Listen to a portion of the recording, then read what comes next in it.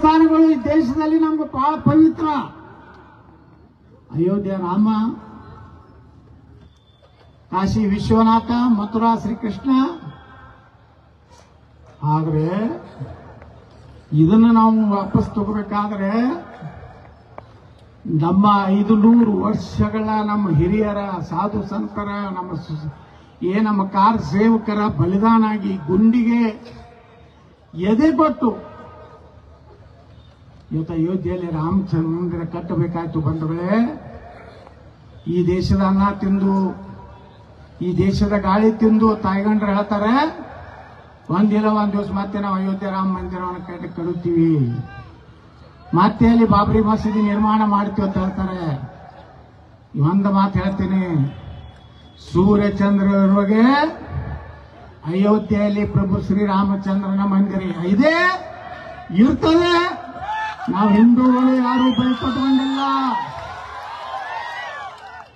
ಅವಾಗಿನ ಹಿಂದೂಗಳಂಗೆ ನಾವು ಮಕ್ಕಳವರಲ್ಲ. ಈಗ ನಮ್ಮನ್ನ ಜಾತಿ ಒಳಗೆ ಹೊಡಿಲಾಕತ್ತೀರಿ. ನೀವೇ 108 ಜಾತಿ ಮಾಡ್ರಿ. ಹಿಂದೂ ಧರ್ಮ ಭಾರತದ ವಿಚಾರ ಬಂದಾಗ ಸಮಸ್ತ ಹಿಂದೂಗಳು ಒಂದಾಗಿ ನಾವು ಹೋರಾಟವನ್ನು ಮಾಡ್ತೀವಿ ಅಂತ ಮಾತನ್ನು ಹೇಳಕ್ಕೆ ಬಿಡ್ತಾ ಇದ್ದೀವಿ. ನೋಡಿ ಎಲ್ಲಿ ಸಂಬಂಧ ಇದೆ. ನನ್ನ ಬಳಿ ಎಷ್ಟೋ ವಿನಾಯಕ ಕಾರ್ಯಕರ್ತರು ಬಂದಿದ್ರು, ನಾಯಕ ಜನಾಂಗದವರು, ಉಪಾರ ಜನಾಂಗದವರು, ದಲಿತರು, ಎಲ್ಲರ ಕೇಸರಿ ಹಾಕೊಂಡು ಎಷ್ಟು ಆನಂದದಿಂದ. ಇವತ್ತು ಡಾಕ್ಟರ್ ಬಾಬಾ ಸಾಹೇಬ್ ಅಂಬೇಡ್ಕರ್ ಅವನ್ನ ಸ್ಮರಣೆ ಮಾಡಬೇಕು. ಇವತ್ತು ಬಾಬಾ ಸಾಹೇಬ್ ಅಂಬೇಡ್ಕರ್ ಸಂವಿಧಾನ ಬರೆಯುವಾಗ ಇವತ್ತು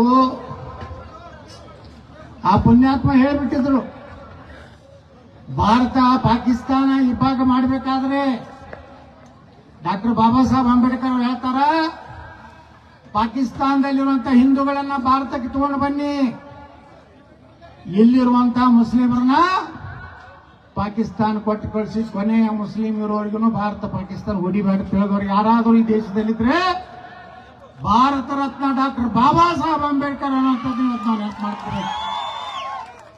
ಇನ್ನು ಬಾಬಾ ಸಾಹೇಬ್ ಅಂಬೇಡ್ಕರ್ ಅವ್ರನ್ನ ನಾಳೆನೇ ಅವರ ಜನ್ಮ ದಿವಸ.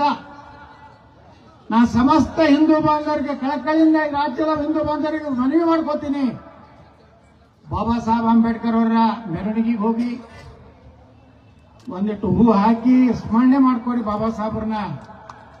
ಪುಣ್ಯಾತ್ಮ ನೀವು ಅವತ್ತು ಹೇಳಿದ್ರಿ, ಭಾರತ ಪಾಕಿಸ್ತಾನ ಬೇರೆ ಆಗ್ಬೇಕಾದ್ರೆ ಇಲ್ಲಿಯವರು ಅಲ್ಲಿ ಹೋಗ್ಲಿ, ಅಲ್ಲಿಯವರು ಇಲ್ಲಿ ಹೋಗ್ಲಿ ಅಂತ ನಿಮ್ಮ ಮಾತು ಸತ್ಯ ಆಯ್ತು. ಪಾಕಿಸ್ತಾನದಾಗ ಸ್ವಾತಂತ್ರ್ಯದ ನಂತರ ಸುಮಾರು 22% ಹಿಂದೂಗಳಿದ್ರು ಬಂಧುಗಳೇ. ಇವತ್ತು 1% ಉಳಿದಿಲ್ಲ. ಎಲ್ಲಾರನ್ನೂ ಗುಂಡು ಹಾಕಿ ಮತಾಂತರ ಮಾಡಿ 1%ಗಿಂತ ಕಡಿಮೆ ನಾವು ಹಿಂದೂಗಳು ಬಂದೀವಿ ಪಾಕಿಸ್ತಾನದಲ್ಲಿ. ಇಲ್ಲೇ ಪಕ್ಕದ ಬಾಂಗ್ಲಾದೇಶ ನೀವು ನೋಡ್ತಾ ಇದ್ದೀರಿ, ಯಾವ ರೀತಿ ಹಿಂದೂಗಳ ಮೇಲೆ ದೌರ್ಜನ್ಯ ಆಗ್ತಾ ಇದೆ. ಯಾರಾದ್ರೂ ಈ ದೇಶದ ಶಾಂತಿ ಪ್ರಿಯರತೆಯನ್ನು ಹೇಳ್ಕೋತಾರಲ್ಲ, ಖಂಡನೆ ಮಾಡ್ಯಾರೇನ್ರಿ ಯಾರೇ? ಹಿಂದೂ ಹೆಣ್ಮಕ್ಳ ಮೇಲೆ ಅತ್ಯಾಚಾರ ಮಾಡೋದನ್ನ ಖಂಡನೆ ಯಾರಾದ್ರೂ ಮಾಡಿದಾರ? ಹೇಳ್ರಿ, ಮಾಡ್ಯಾರ? ಇವತ್ತೇನಾರು ಹಿಂದೂ ಸಮಾಜ ನಮ್ಗೆ ಹೇಳಿದ್ರಲ್ಲ, ಇಲ್ಲಿ ಶ್ರೀರಾಮ ಸೇನೆಯ ಕಲ್ಯಾಣ ಕರ್ನಾಟಕದ ಇಲ್ಲಿ ಸಂಚಾಲಕರು ಹೇಳಿದ್ರಲ್ಲ, ಇವತ್ತು ಏನಾದ್ರು ರಾಮಸೇನಾದು ಕಾರ್ಯಕ್ರಮ ಮಾಡ್ತೀರಂದ್ರೆ, ಹಿಂದೂಗಳ ಕಾರ್ಯಕ್ರಮ ಮಾಡ್ತೀರಂದ್ರೆ, ಗಣಪತಿ ಕಾರ್ಯಕ್ರಮ ಮಾಡ್ತೀರಂದ್ರೆ, ನಾಡದೇವಿಯ ಕಾರ್ಯಕ್ರಮ ಮಾಡ್ತೀನಂದ್ರೆ ಪೊಲೀಸ್ ಸ್ಟೇಷನ್ಗೆ ಹೋಗಿ ನಾವು ಪರ್ಮಿಷನ್ ತರಬೇಕು.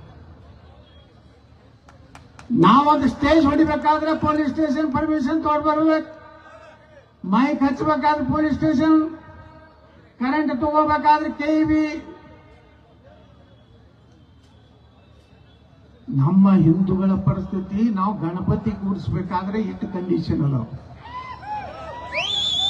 ಅವ್ರು ಮೈಕ್ ಹಚ್ಚಿ 5 ಸಲ ಒದರ್ತಾರಲ್ಲ, ಅದಕ್ಕೇನೆ ಪರ್ಮಿಷನ್ ಐತೇನ್ರಿ? ಈ ಕಂಡೀಷನ್ ಹಿಂದೂ ಸಮಾಜದ ಮೇಲೆ ಯಾಕೆ? ಇದನ್ನ ನಾವು ಕೇಳಬೇಕೋ ಬೇಡ? ಇವತ್ತು ಗಣಪತಿ ನಾವು ಬರೇ ಮ್ಯಾಗಿನ ಜಾತಿಯವರು ಅಥವಾ ಲಿಂಗಾಯತರು ಕೂಡಿಸ್ತೀವನ್ರಿ, ಅಥವಾ ಬ್ರಾಹ್ಮಣರು ಕೂಡಿಸ್ತಾರೇನ್ರಿ? ದಲಿತರು ಓಣ್ಯಾಗೂ ಗಣಪತಿ ಅದಾನೆ, ವಾಲ್ಮೀಕಿ ಸಮಾಜ ಓಣ್ಯಾಗ ಗಣಪತಿ ಅದಾನೆ, ಬಂಜಾರ ಸಮಾಜದ ಓಣಿಯಲ್ಲಿ ಕಾಲನಿಯಲ್ಲಿ ತಾಂಡದಲ್ಲಿ ಗಣಪತಿ ಅದಾನೆ, ಬೋವಿ ಸಮಾಜದ ಗಣಪತಿನೂ ಅದಾನೆ. ಯಾರ ಓಣ್ಯಾಗಿಲ್ಲ ಗಣಪತಿ ಹೇಳ್ರಿ, ನಾವು ಪರ್ಮಿಷನ್ ತಗೋಬೇಕಾ? ಇಂಥ ಸರ್ಕಾರಗಳು ಇರಬೇಕಾ ಇದ್ದ ರಾಜ್ಯದಲ್ಲಿ? ಯಾರು ದೇಶ ವಿರೋಧಿ ಹೇಳಿಕೆ ಕೊಡ್ತಾರೆ, ಭಾರತದ ಸಂವಿಧಾನವನ್ನ ಯಾರು ಅಪಮಾನ ಮಾಡ್ತಾರೆ, ಅವ್ರಿಗೆ ದೇಶದಲ್ಲಿ ಇರ್ಲಿಕ್ಕೆ ಅಧಿಕಾರ ಇಲ್ಲ. ಮಕ್ಕಳ ನಿಮ್ಗೆ ಹೋಗೋದಿದ್ರೆ ನಿಮ್ಗೆ ದೇಶ ಗಾಂಧಿ ಹೊಡೆದು ಕೊಟ್ಟನ ಹೋಗ್ಬಿಡಿ. ಅವಾಗ ಹೊಡೆದು ಕೊಟ್ಟಲ್ಲ ಗಾಂಧಿ, ಇದ್ರ ಮ್ಯಾಗ ಆಧಾರ ಮ್ಯಾಗ ಹೊಡೆದಾನ ನೆಹರು ಮತ್ತು ಗಾಂಧಿ. ಜಾತಿ ಆಧಾರ ಮ್ಯಾಗ ಪಾಕಿಸ್ತಾನ ಹೊಡೆದು ಕೊಟ್ಟಾರ. ಅವಾಗ ಅಂಬೇಡ್ಕರ್ ಅವರ ಮಾತನ್ನ ನಂಬಿ ಒಪ್ಪಿದ್ರ ಇವತ್ತು ನಮ್ಮ ಅಂಬೇಡ್ಕರ್ ಅವರು ನಮ್ಮ ಆದರ್ಶ ಪುರುಷ. ಬಹಳ ಸತ್ಯ ಮಾತಾಡಿದರು. ಧರ್ಮದ ಬಗ್ಗೆ ಏನನ್ನುವಂಥದ್ದನ್ನ ಬಹಳ ನೀವೆಲ್ಲ ಓದ್ರಿ. ಅಂಬೇಡ್ಕರ್ ಜೀವನ ಎಲ್ಲ ಮುಚ್ಚಿಟ್ಟಾರ ನಮ್ಮಿಂದ. ನಮ್ಮ ತಲೆಗೆ ಏನ್ ಕೊಟ್ಟಾರ? ಬರೀ SC/ST ಮೀಸಲಾತಿ ಮಾಡ್ಯಾರ ಅಂಬೇಡ್ಕರ್ ಅಂತಲ್ಲ ಬಂಧುಗಳೇ. ಈ ದೇಶನಾಗ ಹೆಣ್ಣು ಮಕ್ಕಳಿಗೆ ಸಮಾನ ಅಧಿಕಾರ ಕೊಟ್ಟವ್ರು ಯಾರಾದ್ರೂ ಇದ್ರೆ ಅದು ಬಾಬಾ ಸಾಹೇಬ್ ಅಂಬೇಡ್ಕರ್ ಅವರು. 8 ತಾಸು ಕೆಲಸ ಮಾಡಬೇಕು ಅಂತ ಕಾನೂನು ತಂದವರು ಬಾಬಾ ಸಾಹೇಬ್ ಅಂಬೇಡ್ಕರ್ ಅವರು. ವಾರಕ್ಕೊಂದು ರಜೆ ಕೊಡ್ಬೇಕನ್ನಂತ ಸಂವಿಧಾನ ತಂದವರು ಯಾರು? ಬಾಬಾ ಸಾಹೇಬ್ ಅಂಬೇಡ್ಕರ್. ಅವ್ರನ್ನ ದೂರ ಇಡಬೇಡಿ ನೀವು. ಅವ್ರನ್ನ ಮನೆಗೆ ಕರೆದ ಪ್ರೀತಿಯಿಂದ ಅವ್ರ ಕೂತು ನೀವು ಊಟ ಮಾಡುವಂತ ಪದ್ಧತಿ ಕಲೀರಿ. ನೀವು ಎಲ್ಲೆಲ್ಲಿ ಹೋಗಿ ಊಟ ಮಾಡಿ ಬರ್ತೀರಿ, ಯಾರ ಮನೆಗೆ ಭಯ್ಯ ಅಂತೀರಿ. ಅವರೆಂದೂ ಭಯ್ಯ ಆಗೋದಿಲ್ಲ. ಭಯ್ಯ ಆಗೋರು ನಮ್ಮ ದಲಿತರು ಹಿಂದುಳಿದವ್ರನ್ನ ಅಪ್ಕೋರಿ, ಅಸ್ಪೃಶ್ಯತೆಯನ್ನು ನಾಶ ಮಾಡ್ರಿ. ನಾವೆಲ್ಲ ಒಂದಾಗದೆ ಇದ್ರೆ ಭಾರತ ಉಳಿದಿಲ್ಲ. ಈ ದೇಶದ ಅನ್ನ ತಿಂದು, ಈ ದೇಶದ ಎಲ್ಲ ತಿಂದು ಪಾಕಿಸ್ತಾನ ಪರವಾಗಿ ಘೋಷಣೆ ಹಾಕ್ತಾರೆ ನನ್ನ ಮಕ್ಕಳು. ನಮಗೆ ಭಾರತ ಸಂವಿಧಾನ ಸಂಬಂಧ ಇಲ್ಲ ತಾರೆ ಇನ್ನು ಅಯೋಗ್ಯ ನನ್ನ ಮಕ್ಕಳು. ಭಾರತ ನಡೆದು ಬಾಬಾ ಸಾಹೇಬ್ ಅಂಬೇಡ್ಕರ್ ಅವರ ಸಂವಿಧಾನದ ಮೇಲೆ, ಸರಿಯಾದ ಕಾನೂನು ಮ್ಯಾಗ ನಡೆದಿಲ್ಲ ಈ ಭಾರತ. ಭಗವದ್ಗೀತೆ ಮ್ಯಾಗ ನಡೆದಿಲ್ಲ ಭಾರತ. ಸಮಸ್ತ ಹಿಂದೂಗಳನ್ನು ಒಪ್ಕೊಂಡಿದ್ದೀವಿ ಸಂವಿಧಾನವನ್ನ. ಒಬ್ಬರೇ ಅವ್ರ ಲೀಡರ್ ಹೇಳ್ತಾನ ನಾವು ಸಂವಿಧಾನ ಹೆಂಗೈತೆ ಹೆಂಗ್ ನಡೀತೀವಿ ಅಂತ ಒಬ್ಬರು ಹೇಳ್ತಾನ. ರಾಷ್ಟ್ರಗೀತೆ ಹಾಡುವಾಗ ಎದ್ದು ನಿಂತಿರೋದಿಲ್ಲ ಮಕ್ಕಳು. ಒಂದೇ ಮಾತ್ರ ಮನಬೇಡತ್ತಾರೆ. ಕಾರ್ಯಕ್ರಮದಲ್ಲಿ ದೀಪ ಹಚ್ಚಬೇಡತ್ತಾರೆ. ಹಿಂದೂಗಳ ಜಾತ್ರೆಯಲ್ಲಿ ಮೈಕ್ ಹಚ್ಚಬೇಡತ್ತಾರೆ. ನಮ್ಮ ಮಸೂದಿ ಮುಂದೆ ಅಡ್ಡಾಡಿ ಹೋಗ್ಬೇಡತ್ತಾರೆ. ಮತ್ತೆ ನೀವು ಕೊಟ್ಟಾಗೋರು ಯಾವಾಗ ಕೊಟ್ಟಾಗೋರು? ಬರೀ ಎಲೆಕ್ಷನ್ ಬಂದಾಗ ನಮ್ಮ ಜಾತಿ ಅವನಿರ್ತಾನ, ದಾರುಕ್ ರೊಕ್ಕ ಕೊಟ್ಟಾನ, ಒಬ್ಬಗೆ 2,000 ಕೊಟ್ಟಾನ. ಇಷ್ಟಕ್ಕೆ ನಾವು ಓಟ್ ಮಾಡ್ಕೊಳಕ್ ಬರ್ತೀವಿ. ಅವ್ರು ನೋಡ್ರಿ, ಅವ್ರು ಹಿಂಗ್ ಮಾಡ್ತಾರೆ ನಮ್ಮಂಗ ಒಂದ್ ಸೈಡ್ ಹೊಡಿತಾರ ಅವ್ರು. ಅದಕ್ಕೆ ಕಾಂಗ್ರೆಸ್ ನೋಡಿ ಬೆನ್ನ ಹತ್ಬಿಟ್ರೆ ಕಿರಿಕಿರಿ ನೋಡಿ ಹಿಂದೂಗಳು ಒಂದಾಗೋದ್ವಿ ಎಂದು. ನಾವು ಒಂದಾಗದೇ ಇದ್ರೆ ಇವತ್ತೇನಾರು ಒಂದು 10-12 ವರ್ಷದಿಂದ ಸುರಕ್ಷಿತ ಕಾಶ್ಮೀರ 370 ಹೋಯ್ತು. ವಕಫ್ ಕಾನೂನು ನಮ್ಮ ಪ್ರಧಾನಮಂತ್ರಿಗಳು ಸಲ್ಲಿಸ್ತೀನಿ ಬಂಧುಗಳೇ. ವಕಫ್ ಅನ್ನುವಂತ ಕರಾಳ ಕಾನೂನು ತೆಗೆದ್ರೆ ಇವತ್ತು ನಮ್ಮ ಪ್ರಧಾನಮಂತ್ರಿಗಳನ್ನ ಹೃದಯಪೂರ್ವಕವಾಗಿ ಅಭಿನಂದನೆ ನೀವೆಲ್ಲ ಸಲ್ಲಿಸಬೇಕು. ಯಾಕಂದ್ರೆ ಈ ದೇಶದಲ್ಲಿ ನಮ್ಮ ಇಂಡಿಯನ್ ಆರ್ಮಿ ಭಾರತೀಯ ಸೈನ್ಯದ ತಳಗ 18 ಲಕ್ಷ ಎಕರೆ ಜಮೀನು ಐತಿ. ರೈಲ್ವೆ ಇಲಾಖೆಯಲ್ಲಿ 15 ಲಕ್ಷ ಎಕರೆ ಜಮೀನು ಐತಿ. ಖಲಾಸ್ ಮುಂದೆ ಎಲ್ಲಿ ಹೋಗ್ಬೇಕು? ನೀವು ಕೇಸ್ ಎಲ್ಲಿ ಆಡ್ಬೇಕು ಗೊತ್ತಾತನೋ? AC ಅವ್ರ ತಹಸೀಲ್ದಾರು AC DC ಮುಂದಲ್ಲ, ನಿಮ್ಮ ಸಿವಿಲ್ ಕೋರ್ಟ್ ಡಿಸ್ಟ್ರಿಕ್ಟ್ ಕೋರ್ಟ್ನಾಗ ಅಲ್ಲ, ಹೈಕೋರ್ಟ್ ಸುಪ್ರೀಂ ಕೋರ್ಟ್ನಾಗ ಅಲ್ಲ. ಅವ್ರದೇ ಒಂದು ಟ್ರಿಬ್ಯುನಲ್ ಅದ, ಅಲ್ಲೆಲ್ಲ ಅವರೇ ಇರ್ತಾರ. ಅವ್ರ ಮುಂದೆ ಹೋಗಿ ಒಬ್ಬ ರೈತ, ಹಿಂದೂ ರೈತ ಹಿಂಗ ಬಗ್ಗೆ ನಿಂತು ನಮ್ಮ ಮುತ್ಯಾನ ಹಿಡಿದ ನೋಡ್ರಿ ನನ್ನ ಅಡ್ಡ ಐತಿ ನಮ್ಮದೈತ್ರಿ ಅಂತ ಅಂದ್ರೂ ಇಲ್ಲ. ಅವ್ರ ನ್ಯಾಯ ಕೊಡೋರು ತುಡುಗುರ ಕೈಯಾಗನೇ ನ್ಯಾಯ ಕೊಟ್ಟರು. ಅವ್ರು ಎಂದರೆ ಕೊಡ್ತಾರ ಒಳ್ಳೆ ಇವತ್ತು ಅದನ್ನು ತೆಗೆಯುವಂತ ಕೆಲಸ ಆಗದೆ ಇದ್ದಿದ್ರೆ ಭಾರತದಲ್ಲಿ 4 ಪಾಕಿಸ್ತಾನಗಳಾಗ್ತಿದ್ವು. ಅಷ್ಟು ಭೂಮಿಯನ್ನ ಇವತ್ತು ವಕಫ್ ಮಾಡ್ಯಾರ. ಅದಕ್ಕ ನಾವೆಲ್ಲ ಶ್ರೀರಾಮನ ಹೆಸರಿನಿಂದ ಇಲ್ಲಿ ಎದಕ್ಕೆ ಕೂಡಿವಂದ್ರೆ, ಈ ದೇಶದಲ್ಲಿ ಶ್ರೀರಾಮನಂತೆ ಒಂದು ರಾಮರಾಜ್ಯದ ಕಲ್ಪನೆ ಇಟ್ಕೊಂಡು ನಾವು ಕೂಡಿದ್ದೀವಿ. ಕರ್ನಾಟಕದಲ್ಲೂ ಹಿಂದೂಗಳ ರಕ್ಷಣೆ ಮಾಡುವಂತಹ ಒಂದು ವ್ಯವಸ್ಥೆ ಬರಬೇಕು ಬೇಡೋ? ಬರೀ ಎಲೆಕ್ಷನ್ ಬಂದಾಗ ಏನಾಗೋದು ನಮ್ಮ ಶ್ರೀರಾಮ ಸೇನೆದವರು ಇಲ್ಲ, ನಮ್ಮ ಹಿಂದೂ ಸಂಘಟನೆಗಳಿಗೆ ಏನೂ ಮರ್ಯಾದೆ ಇಲ್ಲ. ಎಲೆಕ್ಷನ್ ಬಂದಾಗ ಅಣ್ಣ ಬಾಬಾ ಬಾ, ನಿಮ್ದು ಎಷ್ಟು ಹುಡುಗರು ಅದಾವ ತಗೋ, 25,000 ತಗೋ, 50,000 ತಗೋ, ಫುಲ್ ಹಿಂದೂಗಳು ಓಟ್ ಹಾಕ್ಸೋತಾರ. ಆರ್ಸಿ ಬಂದ ಮ್ಯಾಗ ಎಲ್ಲರಿಗೂ ನಾವು ಸಮಾನರು. ಹೃದಯ ಏನೋ ಒಂದು ಹಾಡ್ತಾರೆ ಬಜೆಟ್ನಾಗ, ನಮ್ಮ ಹಿಂದೆ ಮುಖ್ಯಮಂತ್ರಿ ಹಾಡ್ತಿದ್ರು, ಏನಂದ್ರೆ ನಾವೆಲ್ಲ ಒಂದೇ, ಏನೋ ಒಂದು ಕಡೆ ಯಾರ್ದದು. ಆದ್ರ ರಕ್ಷಣೆ ಎಲ್ಲಿ ಕೊಟ್ಟಿವಿ? ನಮ್ಮ ಪೊಲೀಸರಿಗೆ ರಕ್ಷಣೆ ಕೊಟ್ಟಿಲ್ಲ ನಾವು. ಕೆಜಿಹಳ್ಳಿ ಡಿಜಿಹಳ್ಳಿಯಲ್ಲಿ ಏನಾಯ್ತು? ಪೊಲೀಸ್ ಸ್ಟೇಷನ್ದಲ್ಲಿ ಹೋಗಿ ಬೆಂಕಿ ಹಚ್ಚುವಂತ ಧೈರ್ಯ ಮಾಡಿದ್ರು. ಅದು ನಮ್ಮ ಸರ್ಕಾರ ಇದ್ದಾಗ ಒಂದು ಗೋಳಿಯನ್ನ ಉಪಯೋಗ ಮಾಡಲಿಲ್ಲ. ಪೊಲೀಸರು ಮನಸ್ಸು ಮಾಡಿದ್ರೆ ಅರ್ಧ ತಾಸು ಕಟ್ಬಿಡ್ತಿರ್ತೀವಿ. ಫ್ರೀ ಹ್ಯಾಂಡ್ ಏನು ಮನೆ ಕೂತು ಮುಖ್ಯಮಂತ್ರಿ ಹೇಳ್ತಾನ, ಏನೂ ಮಾಡ್ಬೇಡಪ್ಪ, ಪೊಲೀಸ್ ಸ್ಟೇಷನ್ ಸೂಟ್ರು ಸುಡಲಾಕ, 1-2 ಪೊಲೀಸರು ಸತ್ರ ಸಾಯಲಾಕ, ನನ್ನ ಕುರ್ಚಿ ಮಾತ್ರ ಆರಾಮ. ಯಾಕಂದ್ರೆ ನನ್ನ ಮಕ್ಕಳು ಮೊಮ್ಮಕ್ಕಳು ಎಲ್ಲ ಮುಖ್ಯಮಂತ್ರಿ ಆಗ್ಬೇಕಾಗಿತ್ತು. ಹುಬ್ಬಳ್ಳಿ ಪೊಲೀಸ್ ಸ್ಟೇಷನ್ದಾಗ ಹೋಗಿ ದಾಂಧಲಿ ಮಾಡ್ತಾರ, ಪೊಲೀಸ್ ಜೀಪ್ ಮ್ಯಾಗ ನಿಂತು ಭಾಷಣ ಮಾಡ್ತಾರ, ಪೊಲೀಸ್ ಸಿಬ್ಬಂದಿಗಳಿಗೆ ಅಪಮಾನ ಮಾಡ್ತಾರ, ಪೊಲೀಸ್ ಹೆಣ್ಣು ನಮ್ಮ ಲೇಡೀಸ್ ಪೊಲೀಸ್ ಕಾನ್ಸ್ಟೇಬಲ್ಗೆ ಅಪಮಾನ ಮಾಡ್ತಾರೆ. ಆದ್ರೆ ಪಾಪ ಆ ಅಧಿಕಾರಿಗಳು ಸುಮ್ಮನೆ ನಿಂದಿರ್ಬೇಕು. ಈ ದೇಶನಾಗ ಹಂಗೆ ಇತ್ತಲ್ಲ, ಪಾಕಿಸ್ತಾನ ಕಾಶ್ಮೀರದಲ್ಲಿ ಮನಮೋಹನ್ ಸಿಂಗ್ ಅವ್ರ ಹಿಂದಿನ ಎಲ್ಲ ನೆನಪು ಮಾಡ್ಕೋರಿ ನೀವು. ನಮ್ಮ ಸೈನಿಕರನ್ನ ರುಂಡ ಕತ್ತರಿಸಿ ಚೀಲ್ನಲ್ಲಿ ಹಾಕಿ ತಂದು ನಮ್ಮ ಬಾರ್ಡರ್ನಾಗ ಹೋಗಿತ್ತಿದ್ರು.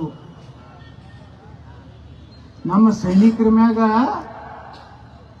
ಕಾಶ್ಮೀರಿಗಳು ಕಲ್ಲು ಹೋಗಿತ್ತಿದ್ರು. ಯಾಕಂದ್ರೆ 500 ರೂಪಾಯಿ ಪಗಾರ ಕೊಡ್ತಿದ್ರು ಅವ್ರು, ಬರೀ ಕಲ್ಲು ಹೋಗಿಲ್ಲ. ಸೈನಿಕರಂದ್ರ ಇಷ್ಟು ಅಪಮಾನ ಮಾಡ್ತಿದ್ರು. ಏನಾರ ಪಾಪ ಒಬ್ಬ ಸೈನಿಕ ಒಬ್ಬನೇ ಸಿಕ್ಬಿಟ್ಟ, ಅವ್ರು 10-20 ಮಂದಿ ಗುಳಿದ್ರಂದ್ರ ಅವನಿಗೆ ಅರಿವಿ ಕಳೆದು ಅಪಮಾನ ಮಾಡಿ ಕಲ್ಲಿನಿಂದ ಒಗೆದು ಸಾಯಿ ಹೊಡಿತಿದ್ರು. ಇವತ್ತು ಆರ್ಟಿಕಲ್ 370 ತೆಗೆದ್ರೆ ನಾವು ತ್ರಿವರ್ಣ ಧ್ವಜ ಕಾಶ್ಮೀರದಲ್ಲಿ ಎಲ್ಲೂ ಇರಲಾರ್ದಂಗೆ ನೋಡ್ಕೋತೀವಿ ಚಾಲೆಂಜ್ ಮಾಡಿದ್ರು. ಎಲ್ಲ ಮುಫ್ತಿ ಮೊಹಮ್ಮದ್ ಯಾರು ಅದಾಳಲ್ಲ, ಈಗ ಅವನಲ್ಲವ, ಈಗ ಉಮರ್ ಫಾರೂಕ್ ಅಬ್ದುಲ್ಲಾ, ಶೇಖ್ ಅಬ್ದುಲ್ಲಾ ಎಲ್ಲ ಒಂದೇ ತಳಿ ಬೆಳೆದ ನೋಡ್ರಿ. ಅಲ್ಲಿದಲ್ಲೇ ಇವ್ರು ಏನತ್ತಿದ್ರು, ಒಂದೇ 370 ಆರ್ಟಿಕಲ್ ತೆಗೆದ್ಬಿಟ್ರೆ ಕಾಶ್ಮೀರದಾಗ ನಿಮಗೆ ಒಂದು ಜೆಂಡಾ ಕಾಣಿಸೋದಿಲ್ಲತ್ತಿದ್ರು. ಇವತ್ತೇನಾದರೂ ಕಾಶ್ಮೀರದಲ್ಲಿ ಶಾಂತಿ, ನಮ್ಮ ಸೈನಿಕರಿಗೆ ಪೊಲೀಸರಿಗೆ ಗೌರವ ಏನಾದರೂ ಸಿಕ್ಕಿದ್ರೆ ನರೇಂದ್ರ ಮೋದಿಯವರು ಕಾರಣ ಅಂತ ನನಗೆ ಮಿಲಿಟರಿಯವರು ಬಹಳ ಮಂದಿ ಫೋನ್ ಮಾಡ್ತಾರೆ, ಮೆಸೇಜ್ ಹಾಕ್ತಾರೆ. ಅನೇಕ ಕಡೆ ನಾವು ರೈಲ್ವೆಗೆ ಹೋದಾಗ, ವಿಮಾನ ನಿಲ್ದಾಣ ಹೋದಾಗ ಮಿಲಿಟರಿ ನಮ್ಮ ಕಡೆಯವರು ಅದಾರ. ಉತ್ತರ ಕರ್ನಾಟಕದವರು, ರಾಯಚೂರದವರು, ಬಿಜಾಪುರದವರು, ಬೆಳಗಾವದವರು, ಬೈಲಹೊಂಗಲದವರು, ಕಲಬುರಗಿಯವರು, ಬೀದರ್ದವರು, ಬಸವ ಕಲ್ಯಾಣದವ್ರು ಭೇಟಿ ಆದಾಗ ಹೇಳ್ತಾರವರು, ಸರ್ ಬಹಳ ಅಭಿಮಾನದಿಂದ ಇವತ್ತು ನಾವು ಎದಿ ಸೆಟಿಸಿ ಕಾಶ್ಮೀರನಾಗ ಅಡ್ಡಾಡಕತ್ತೀವಿ. ಒಬ್ಬ ಭಯೋತ್ಪಾದಕನ ಬಿಡಬೇಡ ಅಂತ ಹೇಳ್ಬಿಟ್ಟಾರ ನಮ್ಮ ಸರ್ಕಾರ. ಅವ್ರನ್ನ ಜೈಲಿಗೆ ಕರ್ಕೊಂಡು ಬರೋದಿಲ್ಲ, ಅಲ್ಲಿದಲ್ಲೇ ಸೀದಾ ಮ್ಯಾಗೆ ಹಿಂಗೆ ಮೊದಲ ನಮ್ಮ ಸೈನಿಕರು ಪೊಲೀಸರಿಗೆ ಇಷ್ಟು ಅಪಮಾನ ಆಗ್ತಿತ್ತು. ಬಂದ್ರೆ ತ್ರಿವರ್ಣ ಧ್ವಜಕ್ಕೆ ಅಪಮಾನ ಆಗ್ತಿತ್ತು. ಇದೇ ರಾಮರಾಜ್ಯ ಅಲ್ವಾ? ಹಂಗೆ ಕರ್ನಾಟಕದಲ್ಲಿ ರಾಮರಾಜ್ಯ ಬರಬೇಕಲ್ಲ, ಏನು ಮತ್ತೆ ಕಠಿಣ ಕ್ರಮ ಕೈಗೊಳ್ಳಲಾಗುವುದು ಏನೋ ಅಂತ ಬರಬೇಕು ರಾಜ್ಯದಾಗ. ಸಾಕಾಗಿ ಹೋಯ್ತು ನಾನು ಹೊರಗೆ ಹಾಕಿದ್ರಲ್ಲ, ಅಲ್ಲಿ ಆ ಗೃಹ ಮಂತ್ರಿ ಕೇಳಿದ್ರೆ ಏನೋ ಕಠಿಣ ಕ್ರಮ ಕೈಗೊಳ್ಳಲಾಗುವುದು ಅದು ಕಲಿಸಿಬಿಟ್ಟಿದ್ರ ಆ ಪುಣ್ಯಾತ್ಮ. ನಾ ಕೇಳಿದೆ, ಆ ಸುಡ್ಡುಗಾಡಿ ನಿಮ್ಮ ಕಠಿಣ ಕ್ರಮ ಯಾವಾಗರೆಲ್ಲ ಹೋಗೋದಪ್ಪ ಅಂದಿನ. ಪೊಲೀಸರು ಹೊಡ್ಲಾಕತ್ತಾರ, ನಮ್ಮ ಹಿಂದೂ ಕಾರ್ಯಕರ್ತರು ಕೊಲೆ ಆಗ್ಲಕತ್ತದ, ಗಣಪತಿ ಕುಂಡ್ರಿಸ್ಲಾಕ ಪರ್ಮಿಷನ್ ಕೇಳ್ತಾರ. ನಮ್ಮ ಹಿಂದೂ ಸರ್ಕಾರದ ಅಭಿಮಾನದಿಂದ ಪ್ರಮೋದ್ ಮುತಾಲಿಕರು ನಾವೆಲ್ಲ ಭಾಷಣ ಮಾಡಿ ಹಿಂದೂಗಳ ಓಟ್ ಹಾಕಿಸ್ತೀವಿ. ಪ್ರಮೋದ್ ಮುತಾಲಿಕರಿಗೆ ಒಂದು ರಾಜ್ಯಸಭಾ ಮಾಡ್ಲಿಕ್ಕೆ ಆಗಲಿಲ್ಲ. ನಿಮಗೆ ನಾಚಿಕೆ ಆಗುದಿಲ್ಲ? ಯಾರು ಬಾಯಿಗೆ ಬಂದಂಗ ಹಿಂದುತ್ವ ಬಿಜೆಪಿ ಬೈದವ್ರಿಗೆ ಇವತ್ತು ರಾಜ್ಯಸಭಾ ವಿಧಾನ ಪರಿಷತ್.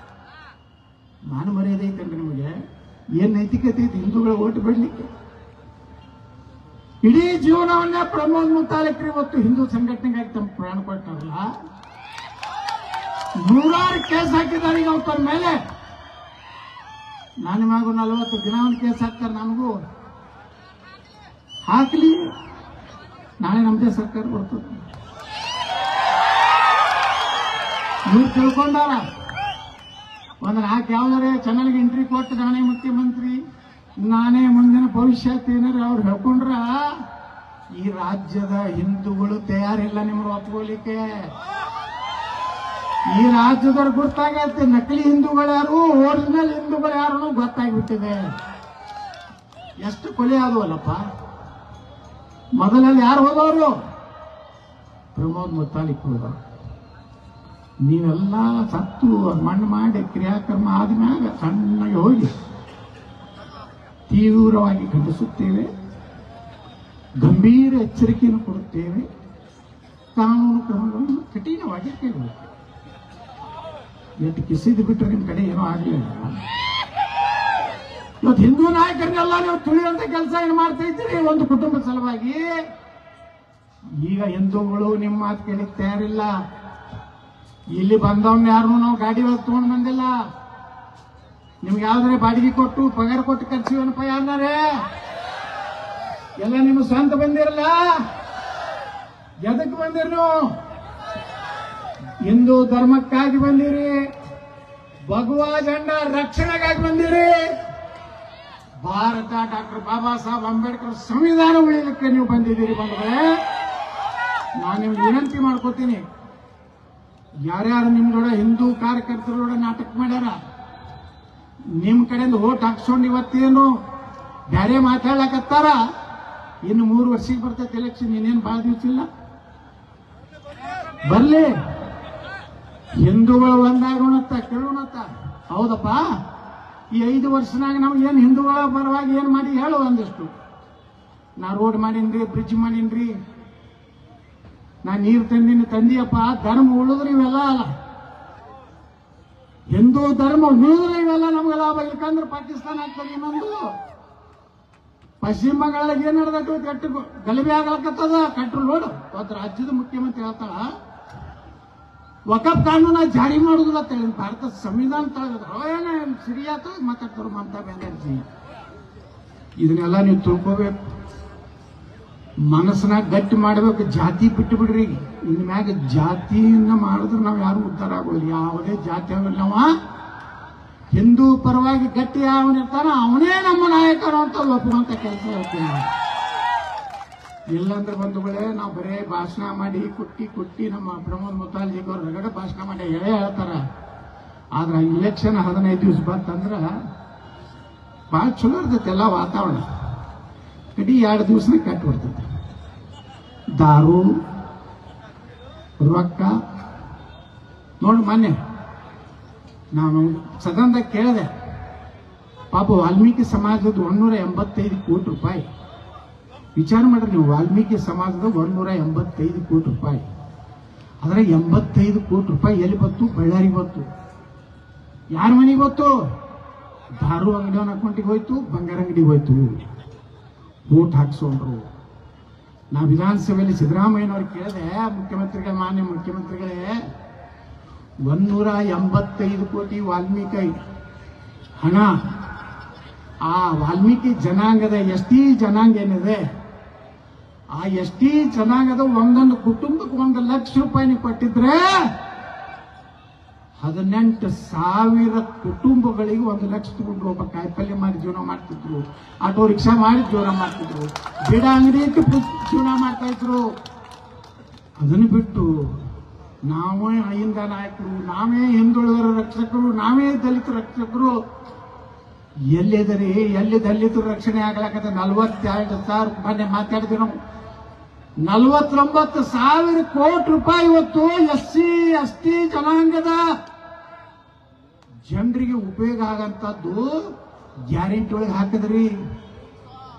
SC ST ಹೋಗ್ಬೇಕಾದಂತ ಬೋರ್ವೆಲ್ ಆಗಲಿಲ್ಲ, ಅವ್ರಿಗೆ ಉದ್ಯೋಗ ಮಾಡಲಿಕ್ಕೆ ಕಾಂಪ್ಲೆಕ್ಸ್ಗಳು ಕಟ್ಟಲಿಲ್ಲ, ಅವ್ರ ಓಣಿಗೆ ರೋಡ್ ಮಾಡಲಿಲ್ಲ, ಅವ್ರ ಓಣಿಗೆ ಒಳ್ಳೆ ಕುಡಿ ನೀರಿನ ವ್ಯವಸ್ಥೆ ಮಾಡಲಿಲ್ಲ. 42,000 ಕೋಟಿ ರೂಪಾಯಿ ನೀವು ಗ್ಯಾರಂಟಿಗೆ ಹೋದ್ರಿ ಹೇಳ್ತಾರೆ. ನಾ ಕೇಳಿದೆ, ನಮ್ಮ ಸ್ಪೀಕರ್ ಅವರು ಹೇಳಿದ್ರು, ಯತ್ನಾಳ್ರೆ ಅಲ್ಲಿ ಕೊಡಗಿನಾಗ SC ST ಜನಾಂಗದ ದುಡ್ಡಿನಿಂದ ಬೆಲಿಗೆ ಹಾಕ್ಯಾರ, ಹುಲಿಗಳು ಬರಬಾರದು ಅಂತ ಹೇಳಿ. ಯಾವ ಫಂಡ್ ಅದು? SC ST fund. ಎದಕ್ಕೆ ಖರ್ಚು ಮಾಡ್ಯಾರ? ಹುಲಿಗಳು ದಾಟಿ ಊರಾಗ ಬರಬಾರ್ದಂತ ಬೆಲಿ ಹಾಕ್ಯಾರ. ನಾ ಕೇಳಿದೆ, SC ST ಬೆಲಿಗೆ ಏನ್ ಸಂಬಂಧ ರೀ? ದಲಿತರು SC ST ಜನಾಂಗದ ಅಭಿವೃದ್ಧಿ ಕೆಲಸ ಮಾಡ್ಬೇಕು ನೀವು.